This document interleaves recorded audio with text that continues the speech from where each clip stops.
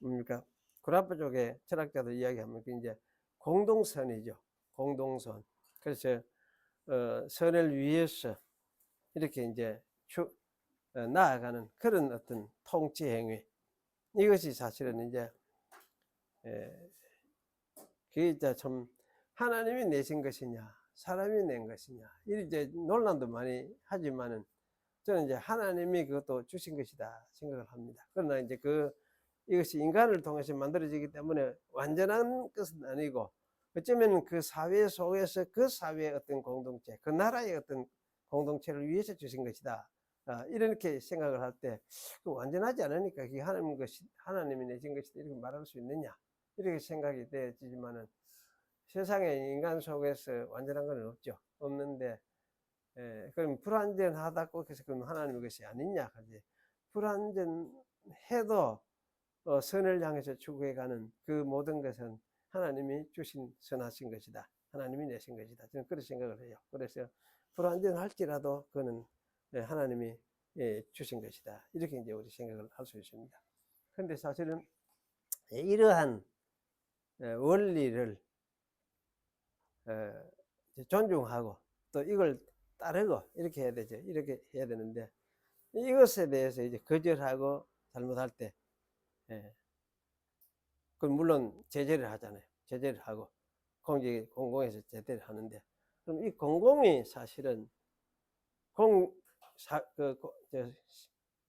그 사회 공공 어떤 질서가 이걸 해놓은 인정하는 이거를 무시해버리면 어떻게 되느냐 할 때에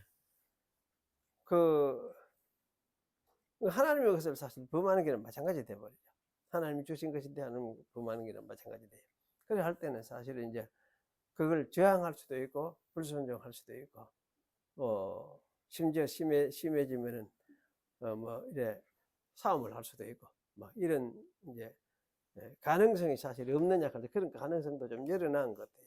그래서 우리 이거는 옛날 그 종교개혁 시대 종교개혁자들도 사실 이런 측면까지는 이렇게 인정을 해놓은 것 같다 그런 생각합니다. 그래서 국가가 잘못할 때에 잘못하는 것이 있을 때 잘못한다고 이야기를 하고 하는 게 그게 또 당연하고 교회는 그런 것도 해야 되고 사실 이제 국가 통치자들이 이 하나님이 허락한 이 원칙 어떤 원리들을 넘어설 수 있는 통치자는 옛날에는 사실은 그 왕이니까 왕은 그런 식으로 했죠. 사실은 왕도 그 주신 그 원리를 따라서 해야 되지 사실은 그 이상 넘어서면 안 되죠.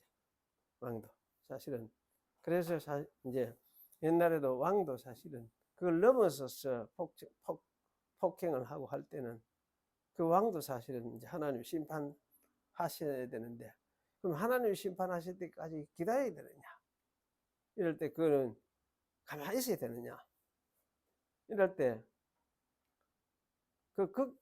그런 것이 극도로 달할 때는 사실 기다리지 않고 그걸 아마 저항하고 제거를 할 수도 있다는 저는 생각을 해요. 그래서 이제 이런 것을 우리가 이제 그러나 이제 그거는 늘 행해야 될 일은 아니죠. 아니고 참 그래도 공공의 어떤 질서들이 유익이 이렇게 지켜지고 존중이 될 때는 그게 그냥 따르고 순종하고 하는 이런 측면이 사실 있어야 되는데 현대의 어떤 국가는 왕도 아니잖아요. 완전 이건 이제 국민을 기초로 해서 국민의 주권을 기초로 해서 세워지는 이게 민주국가라 이렇게 이야기하죠. 이렇게 이야기하는데 민주국가에서는 국민이 사실은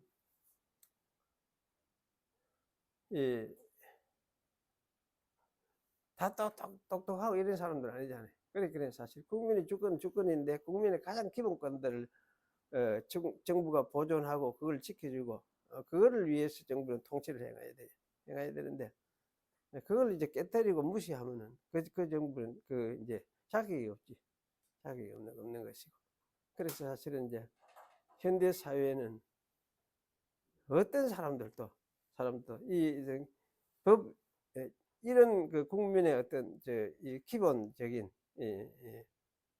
질서 법 이게 만들어 놓은 것이 법이니까 그래 사실 이제 이 위에 올라선 수 있어서 내 자기식으로 내 마음대로 할 수도 있다. 이렇게 생각을 하고 다 통치할 수 있는 그런 사람은 없어요. 그거는 이제 그 법 따라서 통치를 해야 되지. 법 위에 올라설 수 있는 그런 사람은 없습니다. 그런 사람은 이제 현대 국가에서는 사실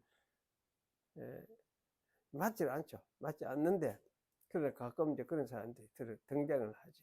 그런데 이런 것을 거절하는 나라, 맞으면 뭐 중국 같으면 일당 독재, 사실 시진핑이 독재지. 시진핑이 독재인데, 그거는 이제 좀 더 크게 이야기하면 공산주의, 공산당 독재.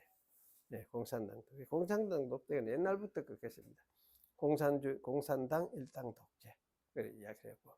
그 러시아 같으면 러시아 그것도 독재예요.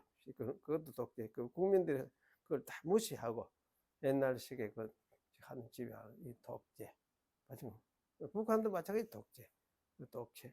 그거는 뭐 자기 어떤 자기 가족 왕조 이제를 살기 위해서 사실 지금 적하고 있는 그야말로 독재.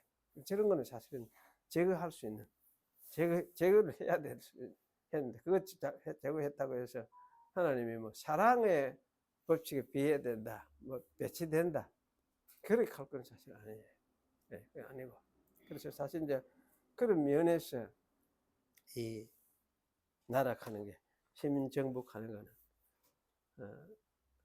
하여튼 하나님이 내신 법칙 속에서 이 아래서 이걸 존중하며 따라가는 그런 정부이지 이걸 초월할 수 있는 정부는 없다. 이 초월할 때는 다 이제 독재가 되는 것이고 타도의 대상도 될 수도 있고 그래 할 수가 있다는 거.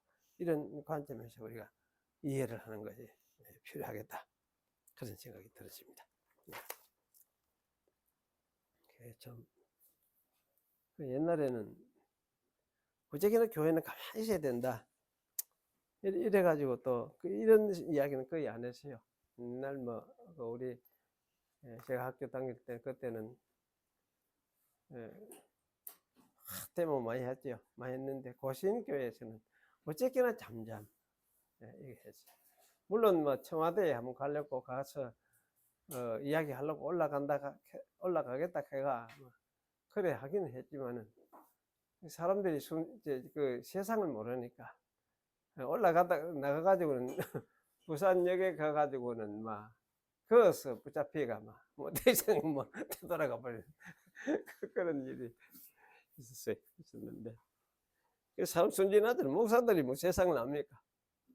그저 그런 요런 세상 속에서 사는 사람들이었는데 그렇습니다. 예, 오늘 이제 다니엘서를 보겠습니다. 다니엘서 오늘 11장을 좀 봐야 되는데요. 11장을 막 뛰어넘어가려고 하다가 그래도 이거를 한 번이라도 한번 거치고 가야 안 되겠나 이런 생각이 들더라고요.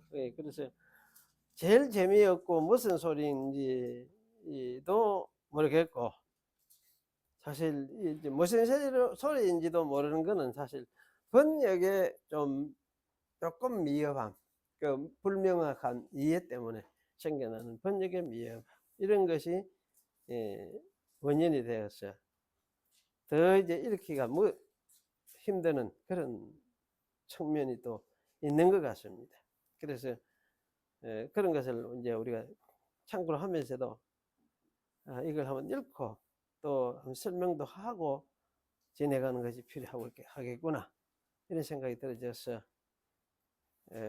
한번 설명을 해봐야겠다 그런 생각이 들어졌습니다. 그래서 오늘 하는 데까지 조금 11장 부분을 설명을 하겠습니다. 11장은 주로 헬라죠. 헬라 세력, 헬라를 주로 다루고 있는 셈인데 헬라와 그 이후의 역사 제가 그래 제목을 정했습니다. 이렇게 한 거는 헬라 제국이 깨어지고 나서 이제 4개의 나라로 나누어지니까 나누어져도 뭐 그것이 결국은 헬라의 어떤 나머지 잔존 그 나누어진 세계다 뭐 이렇게 이야기를 해도 안 되겠나 싶어서 제가 헬라와 그 이후의 역사 이렇게 이제 말을 했습니다. 그래서 여기 이제 이 11장 전체는 이 헬라의 세력이 어떻게 되었는지 그것을 서술을 해주고 있다 그렇게 생각을 했습니다. 그래서 이 서술이 사실은 너무나 자세하고 정말 정확해요. 정확하기 때문에 예언을 믿지 못하는 사람들은 이 다니엘서는 다니엘이 예언한 것이 아니다 이렇게 생각을 하죠. 하고 주전 아마 164년에서 168년 어간에 요 어간에 아마 안디오코스 에피파네스 4세가 그 유대인들을 박해하던 그런 시대였으니까 그때에 누군가가 유대인들을 격려하기 위해서 이 책을 썼을 것이다. 그 책을 썼는데 주전 600년대 사람 다니엘의 이름으로 이 책을 썼을 것이다. 그렇게 생각을 합니다. 참 그럴듯한 것 같죠. 그래서 이걸 이렇게 한 걸 이제 참 합리적인 생각이다. 요새 말로 하면 그런 말을 합니다. 그런데 이 사람들은 이제 합리주의 사고에 매몰이 되어져서 이 사람들은 예언이라는 게 있을 수가 없다 이렇게 생각하는 사람들이에요. 어떻게 그게 가능하냐? 미래에 일어날 일들을 몇백 년 전에 그 다니엘이 내다보고 그걸 했단 말이냐? 이런 생각을 하니까 이걸 안 믿는다는 생각을 하죠. 그래서 사실은 여기는 이렇게 이제 이거는 있을 수 없는 것이다. 그래서 이거는 후대에 기록한 사람이 다니엘의 이름으로 옛날 사람 다니엘의 이름으로 기록을 했을 것이다. 이렇게 생각을 하죠. 이렇게 생각하는 이거를 뭐라고 하면 신학에서는 고등비평 이렇게 이야기합니다. 자기 이성을 중심으로 해가지고 기준으로 해가지고 평가를 하는지 비평을 해서 그래서 이제 아닌 거는 맞지 않다 이렇게 생각을 안 믿어버리고 인정하지 않는 그런 이제 그 견해들을 이야기하는데 이걸 고등비평 이렇게 합니다. 근데 저는 이제 이러한 고등비평 이런 태도를 사실 받아들일 수가 없습니다. 왜냐하면 자기 하나님이 역사를 우리 생각을 할 때 하나님은 자기 신으로 후일에 될 일을 얼마든지 보여줄 수도 있고 그것을 사람의 마음속에 신비에 새겨서 잊지 않도록 할 수도 있다. 그런 생각이 들어집니다. 그래서 이제 이것을 정확하게 기록하게 할 수도 있게 하시는 그런 하나님이시기 때문이다. 그런 생각이 들어져요. 저는 이제 이렇게 역사하시는 하나님을 저는 믿습니다. 그래서 이 다니엘에게도 하나님께서 아마 이 말씀도 하시고 그러면서 이제 이 환상으로 말하자면 계시 형식으로 눈으로 볼 수 있도록 뭔가 이렇게 요새 아마 스크린으로 볼 수 있도록 이렇게 보여주신 것이 아니냐 저는 그런 생각이 들어요. 그래서 이것이 가능하냐 할 때 저는 가능하다 생각해요. 왜냐하면 얼마든지 그래 하실 수 있는 하나님이시기 때문에. 그래서 아마 옛날에 다니엘에게 이렇게 계시를 보여주셨을 것이다 그런 생각이 들어집니다. 그럼 2절에 여기 이제 보면 이제 내가 참된 것을 네게 보이리라. 또 보라 바사에서 또 새 왕이 일어날 것이요 그 후에 넷째는 그들보다 심히 부유할 것이며 그가 그 부유함으로 강하여진 후에는 모든 사람들을 격동시켜 헬라를 칠 것이며 일어났죠. 여기에 사실은 이제 이 현재 이 말을 할 때가 이제 고레스 시대니까 고레스 다음에 그 다음에 어떤 왕이 있느냐면 캄비세스라는 사람이죠. 캄비세스. 그 다음에 이제 다리오 힐로파토라. 다리오 힐로파토라가 아니고 뭐라 그랬습니까? 휘스타피스. 이거는 칼빈이 이렇게 다리오 휘스타피스.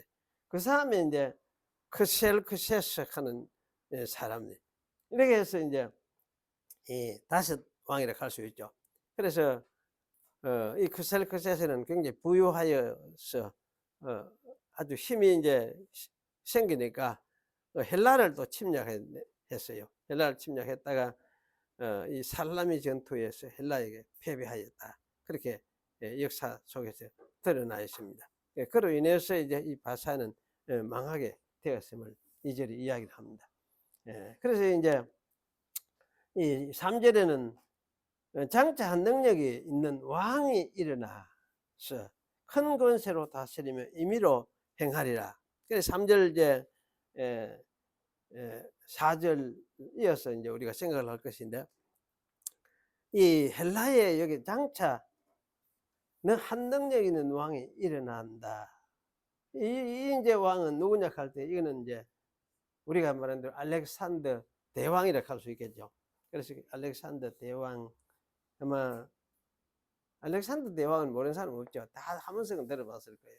그야말로 참 신기한 일이다 싶을 정도의 소년이었어요. 소년 왕이었는데, 갓 뭐 20대 남짓한 요런 소년 왕부터 시작을 했으니까 왕이었는데, 그야말로 신의 아들처럼 전쟁을 하면서 세계를 정벌을 했어요.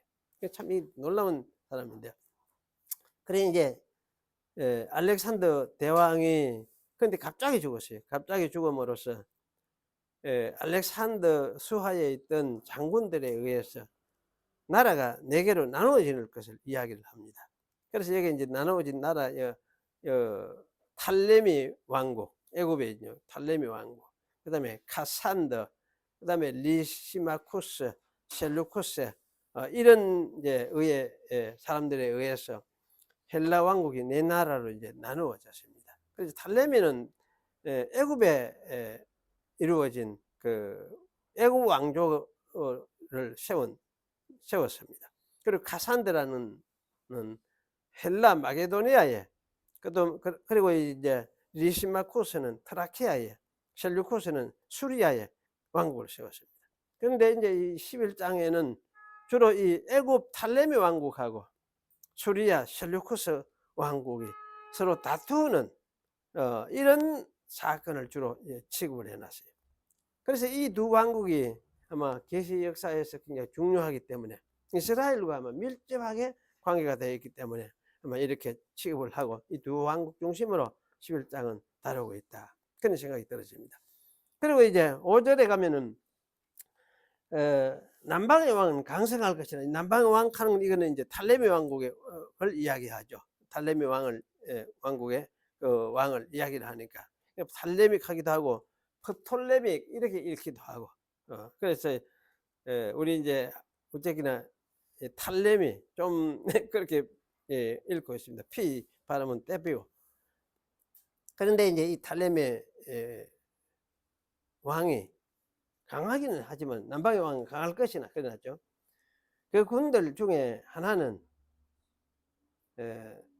그보다 강하게 권세를 떨치리니 그 권세가 심히 클 것이요. 근데 여기 이제 이 군대 그 밑에 장군들 중에 하나가 셀루쿠스보다 더 강해 가지고 탈레미 왕조를 이탈해 가지고 세운 나라가 뭐냐, 수리아 왕국, 셀루쿠스 왕조예요. 그래서 이 왕국이 여기서는 이제 북방왕이라 주로 이렇게 불리면서 나타나고 있습니다. 이 북방왕하고 이제 애굽하고 싸우고 다투는 그런 이제 내용이 이렇게 나와 있습니다. 그리고 여기 이제 6절에는 몇 해 후에 그들이 서로 맹약하려니 곧 남방왕의 딸이 북방왕에게 나아가서 화친하리라. 그러나 이 공주의 힘이 쇠하고 그 왕은 서지도 못하며 권세가 없어질 뿐만 아니라 이 공주와 그를 데리고 온 자와 그를 낳은 자와 그때에 도와주던 자가 다 버림을 당하리라. 자, 이 이야기는 설명을 해놨죠. 6절에 그래 설명을 해놨습니다. 6절은 탈레비의 딸 베레니스가 북방왕 안디오코스 2세의 아내가 되었지만 이제 딸을 이제 북방에 이제 보내가 결혼을 시킨 거지. 정치적인 정략적인 결혼이죠. 그럼 안디오코스 2세의 본처 라오디스에 의해서 아이와 함께 피살되고 안디오코스 2세 자신도 피살될 것을 예언하고 있다. 그래서 사실 이제 결국은 다 피살되었어요. 실제로 피살되고 죽고 그래 됐는데, 참 우리가 이걸 보면서 딸을 정치적으로 이용하는 것이 굉장히 비참한 일이죠. 일이지만은 아마 이것이 사실인 것 같아요. 실제 현실 욕망에 사로잡힌 인간들의 세계에서 일어나는 어떤 실상 같다. 근데 이거는 사실 현대도 계속 일어나고 있는 일들이에요. 나라뿐만 아니고 사실은 뭐 지금은 왕국이 되어 있는 어떤 재벌의 세계 이런 데도 다 일어나고 있고 안 그렇습니까? 그래서 사실은 참 어쨌든 이 세상이 이렇구나 하는 걸 우리가 알 수가 있습니다. 그리고 이제 7절 8절에는 7절 8절에 그러나 이 공주의 본족에서 난 자 중에 하나가 그의 위를 이어 북방 왕의 군대를 치러 와서 그의 성에 들어가서 그들을 쳐서 이기고 그 신들과 부어 만든 우상들과 그 은과 금의 아름다운 기구를 다 노래하여 애굽으로 가져갈 것이요 몇 해 동안은 그가 북방 왕을 치지 아니하리라. 여기 이제 설명을 그려놨죠. 이 베르니스의 남동생 유에르게테스가 북방 수리아 왕국을 칠 것을 말하고 있습니다. 유에르게테스는 탈레미 3세라고 불리우는 왕입니다. 그래서 이 왕은 수리아 왕국에서 엄청나게 많은 것을 빼앗아 갔어요. 와가지고 금 4,000달란트 4,000달란트 엄청나게 많은 금이에요. 그리고 이제 2,500개의 우상들을 탈취하여 갔다. 그렇게 이야기를 합니다. 그리고 이제 구절은 주전 240년에 북방왕 셀루쿠스 콜리니쿠스가 해군과 육군을 동원해서 탈레미 왕국을 침략했으나 실패할 것을 말해준다. 그렇게 남방이 한번 뺏어갔다가 이기고 뺏어갔다가 그 다음에 또 북방에 또 이제 또 내려가 치러 간 거죠. 한 네 번 실패했다. 그 이야기를 합니다. 그래서 이것을 이제 북방 왕이 남방 왕의 나라로 쳐들어갈 것이나 자기 본국으로 물러가리라. 이렇게 기록이 해놨습니다. 그리고 이제 10절에서 12절은 이렇게 성경에 읽어보겠습니다. 그 아들들이 전쟁을 준비하고 심히 많은 군대를 모아서 물의 넘침같이 나아올 것이며 그가 또 와서 남방왕의 견고한 성까지 칠 것이요 남방왕은 크게 노하여 나와서 북방왕과 싸울 것이나 북방왕이 큰 무리를 일으킬 것이나 그 무리가 그의 손에 붙임 바 되리라. 그가 큰 무리를 사로잡은 후에 그 마음이 높아져서 수만 명을 엎드려 때릴 것이나 그 세력은 더하지 못할 것이요. 여기 이제 이것은 셀루쿠스 콜린쿠스의 아들들이 이끌고 온 북방의 이 대군과 남방의 애굽왕 탈레미 필로파토르가 싸울 것을 말하는 것인데 이 싸움에서 애굽왕 탈레미 필로파토르죠. 이거 대성을 거두었습니다. 그 후에 그는 이제 마음이 교만해져서 또 유다 예루살렘에 이르렀어요. 그리고는 유다인들 수만 명을 죽이고 율법을 멸시를 하였습니다. 그 죄로 인해서 그는 힘을 잃게 되어졌다. 그럼 12절에 이걸 이야기를 합니다. 하나님은 참 자기를 멸시하는 인간을 이렇게도 응징하시는구나. 그거는 싸움에서 저끼리 싸우고 하는 거는 그래도 좀 놔두는데 자기를 멸시하는 것에 대해서 하나님이 참 그냥 갚으시고 응징하시는 이러한 일을 하나님이 하시는구나. 거의 개인적인 그와 마찬가지인데 사실은 이거는 개인들 하기는 좀 힘들죠. 그런데 이렇게 세세하게 일을 하시는구나. 이런 생각이 들어져요. 저는 이걸 읽으면서 이 참 하나님이 일하시는 게 개인적으로 이렇게 세세하게 이렇게까지도 집어서 이렇게 하시는구나. 이거는 믿을 수 없는 사실 같지만은 현대인들에게는 하나님이 사실 이렇게도 일을 하시는 것이 틀림없다. 그런 생각이 들어졌습니다. 그리고 이제 13절에서 19절 이 부분은 이제 북방의 수리아 왕 안디오쿠스 3세가 멸망한 과정을 보여줍니다. 이 안디오쿠스 3세는 다시 이제 남방왕 탈레미 왕국을 침입을 했습니다. 이 전쟁은 이제 12년 동안 계속했다. 그렇게 이야기를 합니다. 여러 백성들이 이 전쟁에 가담해서 애굽을 쳤는데 유대인들 중에서도 강포한 사람들, 무법한 사람, 강포한 자들이 이렇게 말을 해놨는데 무법한 사람들이에요. 그 14절에 보면 무법한 사람들. 그래 이 사람들이 자만해서 자기들의 어떤 이상을 가지고 있어요. 자기들의 이상을 꿈꾸고 그걸 이루는 목적으로 그 전쟁에 참여를 했어요. 그렇지만은 이제 결국 실패를 할 것을 이야기를 하고 있습니다. 그리고 15절은 안디오쿠스 3세를 애국 군대도 유대 군대도 대적할 수 없을 것을 말하고 있습니다. 그래서 15절에는 이에 북방 왕은 와서 토성을 쌓고 견고한 성을 칠 것이요 남방 군대는 그를 당할 수 없으며 또 그 택한 군대라도 그를 당할 힘이 없을 것이므로 오직 와서 치는 자가 임의로 행하리니 능히 그 앞에 설 사람이 없겠고 그가 영원한 땅에 설 것이요 그 손에 멸망이 있으리라. 그래 이제 여기 5절 6절 참 재미있는 사건들이 벌어지는데요. 여기 이제 그 안디오쿠스 3세가 애굽을 수중에 넣으려고 아주 전심전력을 다했어요. 그러다가 이제 자기 딸 클레오파트라를 톨레미에게 애굽에 또 주었습니다. 딸을 이용해서 이 애굽을 정복해야 되겠다 이런 생각을 가지고 그걸 했는데, 그런데 이제 이 클레오파트라가 어찌했느냐 하면 자기 아버지를 배반해 버렸어요. 배반하고 남편과 같이 남편 편을 들어 가지고 아버지가 애굽을 치지 못하도록 그래 쫓아내 버렸어요. 그래서 사실은 이제 이 딸에게 속은 이 왕은 지중해 연안 국가들까지 침략하려고 시도를 했지만은 그때 이제 로마 장군이 등장해요. 로마 장군 루시우스 스키피오가 마그네시아에서 안디오코스 3세를 패퇴시켰다. 그렇게 기록을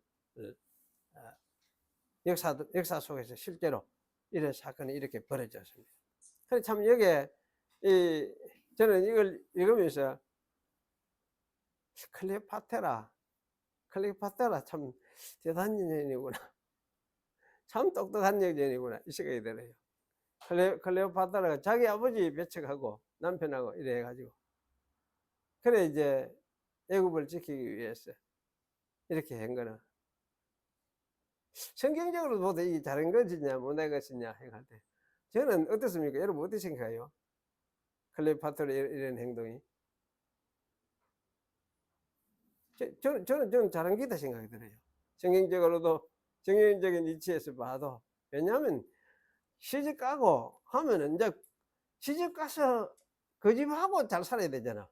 잘 살기는 원치다 싶어요.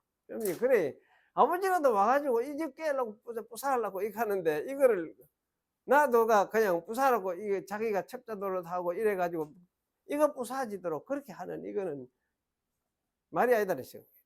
그 클레오파트라는 어쨌든 이거는 성경적으로 봐도 클레오파트라 판단은 옳았구나 그런 생각이 들어요. 그래서 클레오파트라의 이 행동 참 행동을 생각하면서 클레오파트라가 참 똑똑한 명석한 사람이었구나 이런 생각이 들어요. 그 후에 이제 클레오파트라의 역사는 여러 가지로 참 이래 이어지는데 이제 그렇게 이야기하더라고요. 어째 클레오파트라가 그렇게 이렇게 행동하면서 살았느냐. 그 갈 때에 아마 클레오파트라의 마음에는 그래도 자기 나라 애굽 백성들 그걸 지키려고 어쨌든 그걸 지키려고 보존하려고 그렇게 애썼다. 그래서 후에 이제 로마 장군에게까지도 시집을 가고 결혼을 또 하고 이러면서 했는데 그렇게 한 모든 것이 자기 나라를 지키려고 하는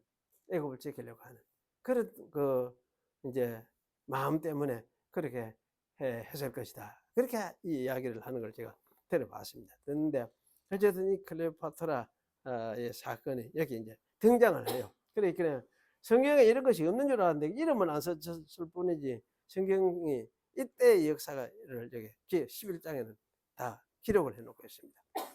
그리고 20절은 이제 안디오쿠스 3세의 셀루쿠스 필로파토르 왕이 되자 그는 헬리오도루스의 징수관을 세웠어. 헬리오도루스라는 사람은 이 똑똑한 어떤 장군이었는지 모르겠는데 이 사람을 여기 토색자라 해요. 토색하는 사람. 20절에 보면 성경에는 토색하는 사람이라 그래 이야기하죠. 징수관을 세워서 전국을 두루다니면서 돈을 거두겠어요. 그렇게 이제 징수관이 돌아다니면서 돈을 거두도록 했으니까 왕이 거두라고 한 거 이상으로 많이 걷어가지고 자기 배를 착복을 하고, 그래서 사실 이거 토색자라 하는 말은 그렇게 한 행위를 가르치고 있어요. 그래서 이게 이제 자기 배를 채운 이 헬리오도로스. 그래서 이 이제 헬리오도로스를 시켜가지고 예루살렘에까지도 사람을 보내가 헬리오도로스를 시켜가지고 성전의 보물을 빼앗아 오도록 했다. 그렇게 이야기를 합니다. 그런데 사실은 이제 이렇게 하다 보니 나중에 결국은 왜 되느냐. 이 헬리오도로스에게 살해되었어요. 참 이런 걸 생각해보면 하여튼 하나님이 하여튼 예루살렘 그려놓고 세워놓고 이스라엘에 이 뭐 죄가 있든지 말든지 하여튼 하나님에 대해서 금방지게 이렇게 행동한 이런 왕들을, 주변 왕들을 놔두질 않는 것도 아닌 생각이 들어져요. 하나님에 대해서. 그래서 참 이거 요새도 어쩌면 하나님이 이럴 수가 있겠구나. 요새도. 근데 하나님의 교회, 하나님의 백성, 뭐 아무 힘없는 것 같은데 그들을 괴롭히고 그 하나님을 대적하고 멸시하고 이렇게 할 때에 또 이렇게 하는 사람이 있든지 이렇게 하는 어떤 세력이 있든지 자관 이런 것에 대해서 하나님께서 뭐 가만히 계시지는 않겠구나, 그런 생각이 들어요. 그래서 사실 이제 교회를 대적하고 또 교회를 핍박하고 하는 그런 어떤 사람이나 그런 어떤 세력은 하나님께서 놔두지 않겠다. 그래서 아마 신약에 사도 바울이 원수 갚는 것이 내게 있다고 말씀하셨는데 아마 그 말씀이 이런 어떤 경우에 해당이 되지 않거든요. 하나님은 원수를 갚는데 누구에게 갚느냐 할 때 자기 백성, 자기 이름을 가진 자기 백성을 건드리고 그걸 통해서 하나님을 대적하는 그런 세력에게 하나님이 심판하신다는 거, 그걸 아마 보여주는 것 같다, 그런 생각이 들어집니다. 그리고 여기 이제 여기 4절부터 21절부터 45절까지 안디오쿠스 에피판에서 4세에 대해서 이제 길게 다루고 있습니다. 그 안디오쿠스 에피판에서 4세라 하는 거는 이거는 우리가 이제 흔히 말하는데 잘 많이 들었습니다. 가장 많이 들은 사람이라고 할 수 있는데, 그러니까 지가 에피파네스 하는 건 지가 신이 돼가 신으로 신이 자기를 통해서 나타났다, 자기가 신이다 하는 그런 사람이에요. 그런데 이제 그 이스라엘에 가장 해를 많이 끼친 사람이라고 할 수 있습니다. 그래서 여기 이제 이 부분에 대해서는 좀 그 9절마다 이런 번역이 아마 제대로 좀 이 의미를 정확하게 전달할 수 있도록 그렇게 좀 되지를 못한 것 같다, 그런 생각이 들어져요. 그래서 제가 이제 이 부분을 새롭게 살피면서 일단 새로 이제 번역을 새로 시도를 하고 이래 했는데, 일단 21절에는 끝났죠. 그래 나왔습니다. 21절에 또 그 위를 이을 자는 비천한 사람이라 일어났죠. 나라 영광을 그에게 주지 아니할 것이나 그가 평안한 때를 타서 궤일로 나라를 얻을 것이며 일어났는데, 여기에 그의 위를 이을 자, 이래 번역을 해야 되는데 그 위를 이을 자, 필로파토르를 이을 자를 이야기해요. 그러면 있는 자는 누구냐 할 때 그 안디오쿠스 4세, 그 필로파토르의 동생 안디오쿠스 4세를 이야기합니다. 그래 그는 이제 비천한 사람이다, 이렇게 말을 해놨어요. 그런데 이 말은 멸시받은 사람이다, 아마 이런 뜻으로 읽을 수 있을 것 같아요. 히브리 말로 니브제 이러는데 멸시받은 사람이다. 아마 제 생각에는 아마도 이 사람은 이제 왕권 경계에서 필로파토르에게 밀려서 왕이 되지 못했던 사람을 가리키는 것 같다. 그런 생각이 들어요. 하지만 이제 이 필로파토르가 헬리오도로스에게 피살을 당하자 이 동생 안디오쿠스 4세는 왕위를 찾으려고 헬리오도로스와 전쟁을 벌였어요. 그래서 이제 이 헬리오도로스를 이기고 왕이 되었습니다. 하지만 이제 21절 이거를 이제 이렇게 보면 참 좀 좋게 생각할 수 있을 것 같은데 21절에 번역을 제가 이제 한 것처럼 번역을 해보면은 좀 의미가 좀 뉘앙스가 다른 것 같은 생각이 들어집니다. 그래서 21절을 그의 왕위에 비천한 자가 섰으니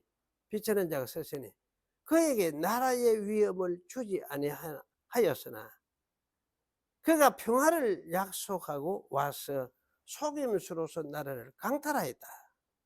이렇게 아마 번역을 하는 게 옳을 것 같아요. 그래서 사실은 이렇게 보면은 21절은 안디오쿠스 에피파네스 4세를 어쨌든 좀 좋지 않는 시각에서 말을 하고 있는 것 같다. 그런 생각이 들어져요. 그래서 사실은 이렇게 이제 안디오쿠스 에피파네스가 주전 175년경에 이렇게 왕이 되어서 다스리기 시작을 했었습니다. 그리고 이제 22절은 더 애매해요. 22절 읽어보면 넘치는 물 같은 군대가 그에게 넘침을 입어 패할 것이요 동맹한 왕도 그렇게 될 것이며, 이 말이 무슨 말인지 잘 알 수가 없는 것 같아요. 넘치는 물 같은 군대가 누구의 군대를 이야기하는지 모르겠고 또 그에게 넘침을 입을 것이며 누구를 말하는지 잘 모르겠어요. 넘침을 입어 패할 것이다. 이 말은 더 알 수가 없는 것 같은 생각이 들어져요. 그래서 이것도 이제 번역을 제가 보면 홍수 같은 군대가 홍수의 군대가 히브리어는 그래 됐어요.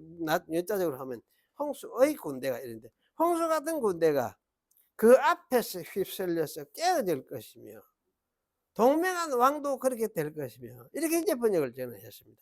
이렇게 보니까 이것은 아마 헬리오도로스의 군대가 홍수같이 밀려왔지만은 에피파네스 4세 앞에서 산산이 깨어지고 함께 왔던 동맹군 역시 그렇게 되었다는 뜻으로 그렇게 아마 이해가 되어집니다. 그리고 23절 보면은 그와 약조한 후에 그는 거짓을 행하여 올라올 것이요 적은 백성을 거느리고 강하게 될 것이다 이렇습니다. 이것도 에피파네스 4세 왕이 4세가 왕이 되어서 나라를 아마 강하게 만든 것을 말해주는 것 같다 그런 생각이 들었습니다. 그래서 에피파네스는 헬리오도로스와 거짓으로 동맹을 했다가 여기 이제 갑자기 올라와서 나라를 차지하고 왕이 된 후에 군사력을 길러서 강하게 된 것을 말하는 것입니다. 그래서 에피파네스 4세는 아마 속임수에 능했어요.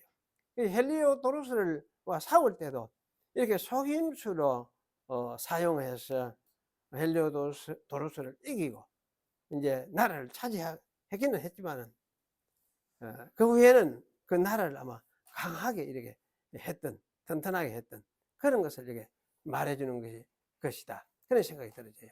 그리고 24절은 여기도 안디오쿠스 4세가 행한 일에 대해서 도저 좀 더 설명을 하는데요.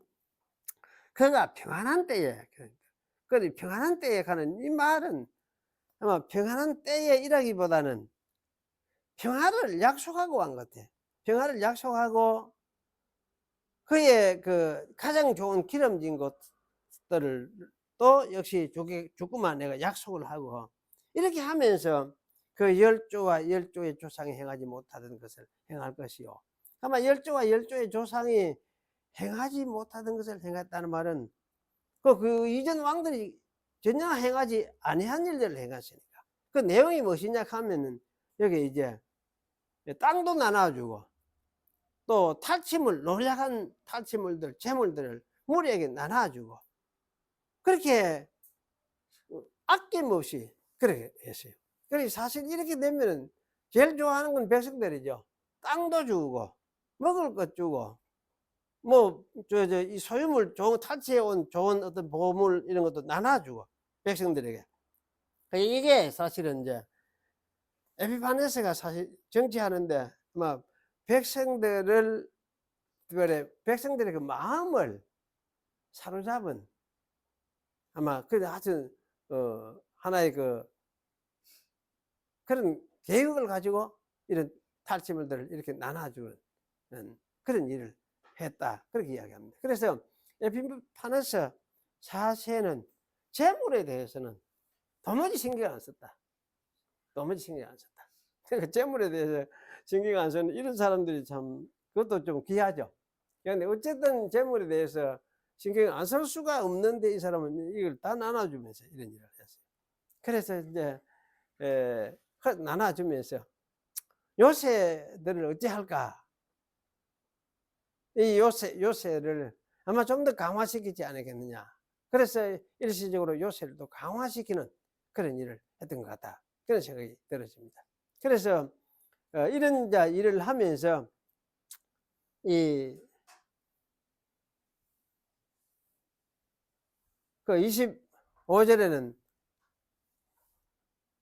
애굽을 칠 것을 이야기를 하고 있어요. 그가 힘을 떨치며 용맹을 발하여 그 군대를 거느리고 남방왕을 칠 것이요 남방왕도 심히 크고 강한 군대를 거느리고 맞아 싸울 것이나 능히 당하지 못하리니 이는 그들이 모략을 베풀어 그를 침이니라. 에피파네스 역시 모략군이었어요. 그래서 참 대군을 이끌고 대군과 서로 전쟁을 벌였지만은 결국은 남방이 에피파네스 4세에게 당하게 되는, 패하게 되는 그런 것을 이야기를 합니다. 그런데 여기 이제 26절에는 좀 더 그 남방이 어떻게 해서 피했는가를 설명을 해주고 있어요. 자기의 진미를 먹는 자가 그를 멸하리니. 진미를 먹는 자가 가면 단수로 이렇게 해놨죠. 해놨는데 자기의 진미를 먹는 자들이 이래야 돼요.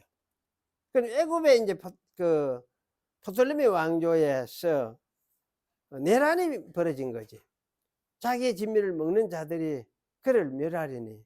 그럼 애굽 프톨레미 왕조에게 대항해서 반란을 일으킨 거지.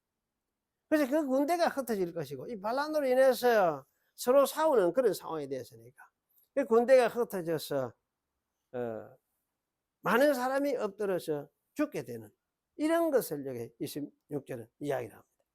그런데 사실은 이제 이 두 왕이 서로 그럼 이렇게 하고 나서도 이제 애굽이 이제 이렇게 안 되겠구나, 좀 화해를 해야 되겠구나 이런 생각을 한 거죠. 그래서 이 이제 애굽 왕하고 안디오코스 4세하고 서로 화해를 한 거죠. 그런데 화해를 진짜 화해하려고 한 게 아니고 서로 마음에 이제 가짜로 거짓으로 화해를 한 거지. 쳐서 이걸 없애야 되겠다 이렇게 생각을 하면서 서로가 그래 생각을 한 거죠. 그래서 이게 이제 한밥상에 앉았을 때 거짓말을 할 것이라 서로가 거짓말을 하는 거지.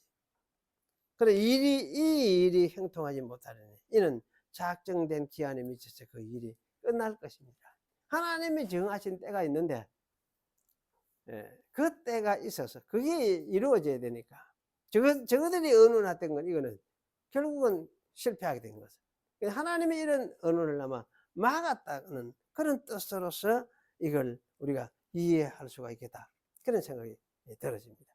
그래서 사실 이제 이런 역사를 쭉 보면서 하여튼 11장은 보면 북쪽에 만들어진 셀루쿠스 왕조 그 왕하고 애굽에 만들어진 프톨레미 왕조하고 싸우고 밀고 붙이는 그런 어떤 과정 이것이 11장에 설명되고 있어요. 여기 이제 그래 놓고 28절부터 나머지 이 짝에는 점점 이제 이 마지막 수리아 왕조 북쪽 수리아 왕조의 마지막을 향해서 가고 있어요. 그러면서 이제 끝을 이야기해요. 끝을 이야기하면서 여기 이제 11장 35절 가보면은 그들 중 지혜로운 자 몇 사람이 쇠폐하여 무리로 연단되며 정결하게 되며 희게 되어 마지막 때까지 일어났는데 끝까지 어느 때까지냐 이 수리아 왕조가 망하게 되기까지. 요런 마지막 때, 요걸 이제 40절에는 뭐라 그러냐면 마지막 때라고 이야기해요. 마지막 때, 끝때. 누구냐? 수리아 왕조가 끝나는 것이. 끝때. 그래서 이렇게 해서 수리아 왕조가 사실은 나중에 예루살렘까지 치렸고 시도했지만 그것을 하나님이 막아주신 것을 이야기를 합니다. 그러면 이제 12장으로 이어져요. 12장으로 이어져요. 그래서 사실 이제 이거 12장을 우리가 보면은, 이 12장은 그때에 이렇게 시작을 하거든. 그때에 이렇게 시작을 하니까. 그래, 이 그때라는 이 말은 결국은 이제 수리아 왕조가 끝이 나고, 수리아 왕조가 끝이 나면 어느 나라가 이제 지배를 나서게 되느냐 할 때, 수리아 왕조가 끝나는 그때에 로마가 등장하지. 로마.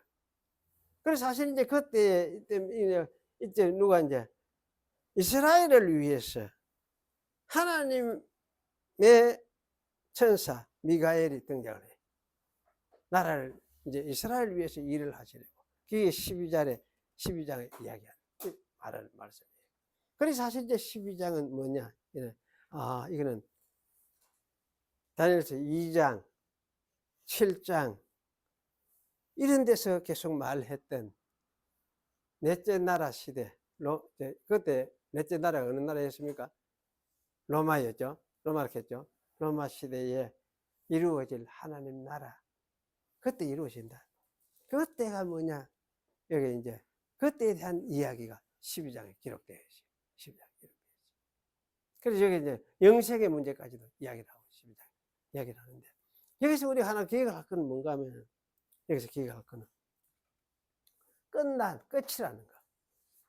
구약이 말하는 끝, 다니엘서가 말하는 끝 하는 끝말이, 이게 뭘 말하느냐 할 때야. 끝은 종말이죠. 누구의 종말입니까? 이스라엘의 종말이에요. 이스라엘의 종말을 이야기를 하고, 이스라엘의 종말을 이야기를 하면서, 이스라엘이 종말이란 말은 하나님의 장자의 위치에서 쫓겨나는 걸 이야기하죠. 그렇잖아요. 지난번 우리가 70일에 할 때도 그 이야기를 했습니다. 이스라엘이 장자의 위치에 쫓겨난다. 쫓겨나는 이거를 뭐라 하느냐? 끝이라고 이야기합니다. 끝. 그럼 이스라엘이 끝나는 거지. 그리고 무엇이 또 시작되면 이 끝과 더불어 무엇이? 하나님의 나라가 시작돼요. 그래서 사실은 이 끝이라 하는 종말, 구약에서 종말론 하는 거는 뭐냐면 이스라엘이 끝이다. 이스라엘이 하나님이 정하신 그 장자의 위치에서 쫓겨나서 버림을 받고, 버림받는 이 사건을 끝이라고 이야기해요. 끝이 되고, 그리고는 하나님 나라가 도래하고, 새롭게 시작된 하나님 나라가 도래하고, 이게 신약에서 말하는 하나님 나라, 교회를 이야기를 합니다. 그래서 신약 전체가 뭡니까? 이스라엘은 끝났다. 종말. 그래서 마태복음 24장의 전체가 무엇입니까?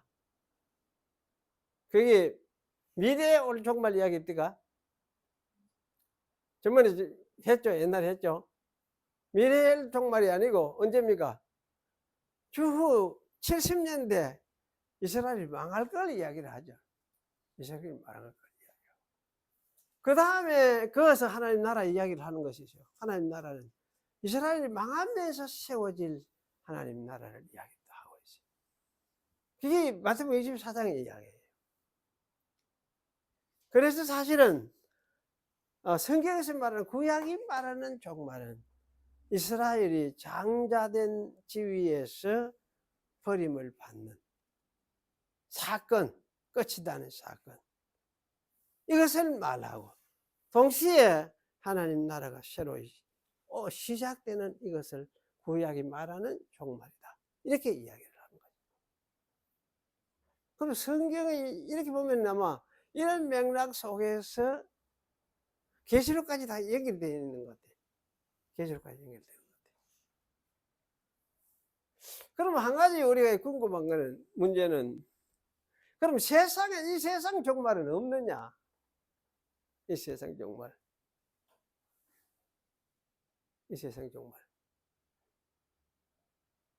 이 세상 종말 없겠습니까? 있겠죠. 있을 수밖에 없지. 예. 이스라엘 종말되듯이 철저히 망하듯이 이 세상도 멸망할 수밖에 없어. 그래서 이 세상 종말은 오게 돼 있어. 오게 돼 있어. 그리고는 동시에 뭡니까? 하나님 나라, 그때부터 시작했던 하나님 나라가 또 완성되게 돼 있어. 완성되게 돼 있어. 왜? 예수님이 성천하셔서 하나님 우편에 앉았으니까. 그 미래의 종말을, 이 세상 종말을 언제 올지는 몰라요. 언제 올지 몰라요. 그런데 하여튼 예루살렘 종말, 유대인들의 종말, 그것을 보고 예수님이 다시 이 세상 종말도 올 것을 대비하면서 신약 성도 너희들은 살아야 된다. 이런 취지로 계속 이야기하는 것이 신약 성경인 것 같아요. 그래서 우리는 이 다니엘서가 말해주는 이 종말론에 대해서 정리를 잘 할 필요가 있다. 그리고 종말론, 종말론이 하면 무조건 예수님 재림 이것만 생각을 했잖아요. 그래서 성경이 말하는 종말은 1차적으로 구약에서 말하는 종말은 유대인들, 이스라엘 유대인들이 버림을 받고 하나님의 그 장자의 계시를 전달해주는 장자의 위치에서 쫓겨나고 이것을 끝이라고 이야기를 하고,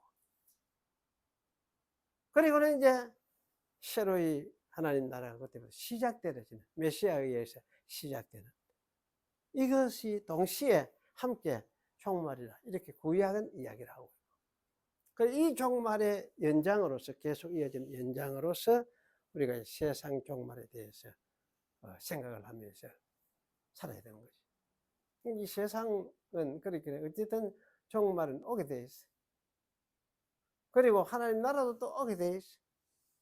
우리가 세상에 살면서 어떻게 살아야 되느냐 할 때 사실 우리는 종말이 언제 될지 그거 신경 쓸 필요 없어요. 없고 하나님 앞에서 믿음 가지고 사는 것이고, 살다가 뭡니까? 주님께서 재림에 오셔서 나를 뭡니까? 하늘의 사람으로, 하늘에 속한 사람으로